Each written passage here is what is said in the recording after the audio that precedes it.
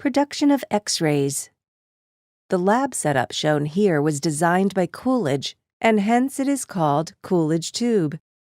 It contains a highly evacuated glass bulb containing a cathode, which is a tungsten filament, and anode, which is a target made up of metal of high atomic weight.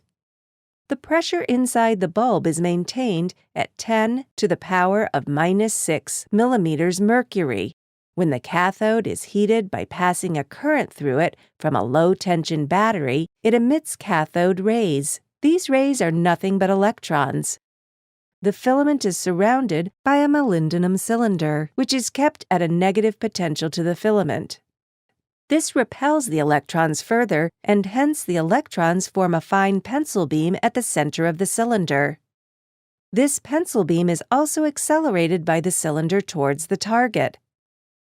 The target is made up of a copper block in which a piece of tungsten or molybdenum is fixed.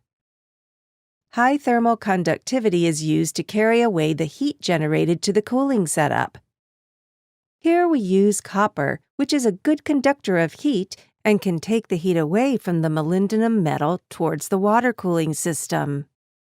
The target is also tilted at an angle of 45 degrees, causing the electrons to hit at an angle. This will produce the X-rays almost perpendicular to the electron beam.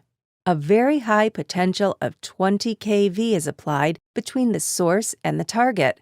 Due to the high potential difference, the electrons are accelerated towards the anode and it hits the metal. When it hits, the kinetic energy is transferred to produce X-rays. The intensity of the X-rays depends on the number of electrons striking the metal target. So, if we can increase the rate of electrons emitted by the filament by increasing the current flowing through the filament, then we can increase the intensity of the X-rays.